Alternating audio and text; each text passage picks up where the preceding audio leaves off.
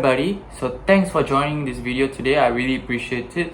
So today I'm going to talk about Kung Fu Panda 2, which I consider to be one of the greatest sequels of all time. Kung Fu Panda 2 is one of my favorite animated films of all time as well, and I consider it to be one of the greatest sequels of all time. Shen to me is a great example of how you write a great villain, and he's literally my favorite villain in this trilogy, mainly because he feels so perfect to our main protagonist Po.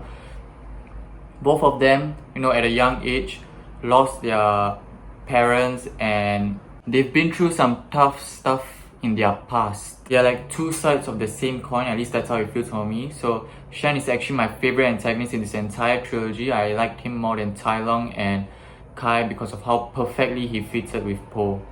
Shen is the villain to push Po to the limits. He is the main reason why Po is in this place. So I'll talk about that later. So before that, let's get to the basic plot of the movie. The basic plot of the movie: Po, the Dragon Warrior, and the Furious Five have to travel to the city to stop the evil that basically Shen. Shen is such an underrated villain, by the way. He's probably one of my favorite villains from DreamWorks. Probably even my favorite villain from DreamWorks. So this film opens up with this flashback scene in the form of a Chinese shadow puppetry, which is genius, by the way. It shows us what happened to the pandas. It also shows us how scary of a villain Shen is. He will do anything, even if it means genocide, to get what he wants. Such a cruel, scary, and great intro for a villain. He has goals, big dreams, to make dangerous weapons out of fireworks. And once his parents realized what became of him, after he made the genocide and all, they banished him. Shen, who wanted to make his parents proud, felt betrayed, and he kept that rage within him and worked for many years with the help of his wolves to get his revenge by claiming the city his parents banished him from and ruling it. He waited patiently for many years, showing his dedication. Such a great villain, by the way. On the other end of the spectrum, you have Po, who is trying to figure out his past as he keeps having his flashbacks of his panda parents, and also trying to master inner peace. And yeah. So earlier I said how I feel like Shen is the greatest villain in the Kung Fu Panda trilogy because he's such a great match for Po. Like, Po lost his parents and he's in the place how he is, and it all started because Shen was the one who killed his parents. And they're also somewhat similar, two sides of the same coin, so there's that. So this movie has all the comedy which the first film had, and the first film also had certain emotions, especially with Master Shifu and Tai Lung, but Tai Lung didn't feel like the perfect fit for Po. In fact, he felt much of a better fit for Master Shifu, right? But in this movie, you have Shen, who's the perfect fit for Po. So he's a much more compelling villain to me. I really like Tai Lung, by the way. I just want to put that out there. I really love him as a villain, but I like Shen more. And it also has a lot more emotions than the first one did. The emotions in this movie made this second movie a better sequel than the original, which is quite rare nowadays, which is quite rare in Hollywood. That scene where Po and the other guys just infiltrated the city, they were trying to get to Shen. Po and the wolf on the wooden cart, the stairs, him breaking the smaller weapon just to realize there was a bigger one. Those are all great comedic moments. But then after that, we get to the serious scenes. We see Po and Shen have their conversation at the factory. Po asking about his past and Shen saying, "Your parents didn't love you." You can see there that Shen was clearly projecting his feelings towards Po during the entire scene. Shen also has been closely watching Po. So when Po felt betrayed when Shen said that to him, he got distracted and Shen used the weapon on him.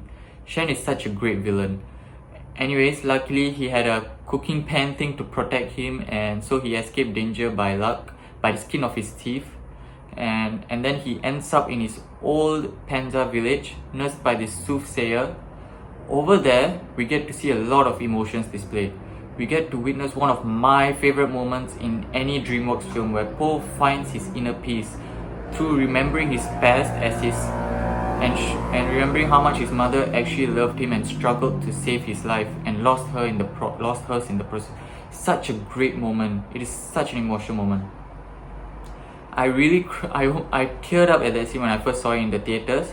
It starts off very calm, and then slowly the music builds up and picks up the pace, and it goes quiet when Po and his mother have their last conversation. They see each other for the last time, and during the entire scene, it also transitions from the water droplet to Po's mother, and that is just so cool to watch. It is just incredibly cool to watch. I really love that, and there are just so many emotions coming out of the scene. It's just incredibly written. Such a great way to write.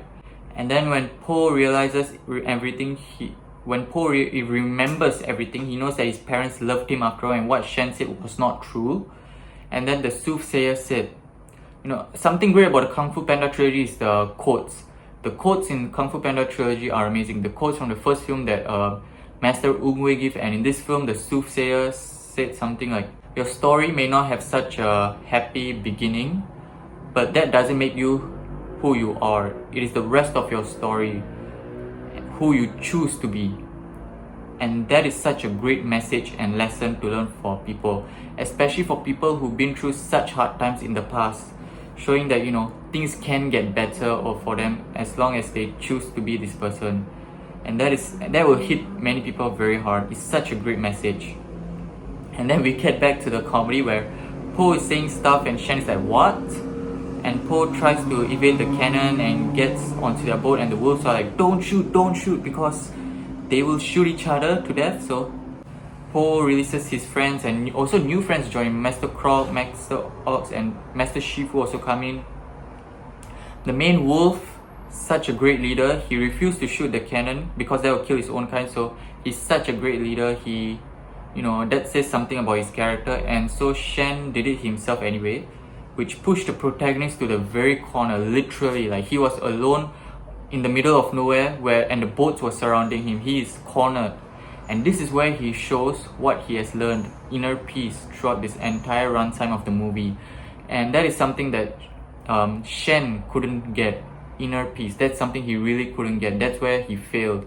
And that's where Po succeeded, because he had such great people like Master Shifu to teach him that. Such great lessons.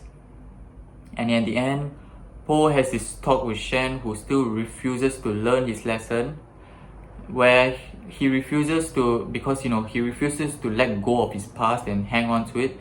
Shen, unlike Tai Lung and Kai, feels like the antagonist for Po because they are somewhat very similar despite having their own differences.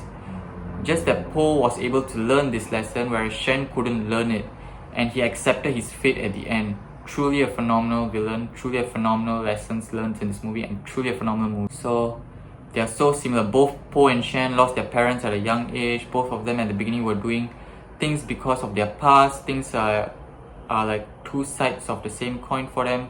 So they fit each other so well, and I really like that. That's why I really love this movie. And yeah, truly an incredible sequel. And that's all I want to say. If you like this video, click the like button. If you want to see more, subscribe to my channel, and if not, see you next time. And thanks for watching this video.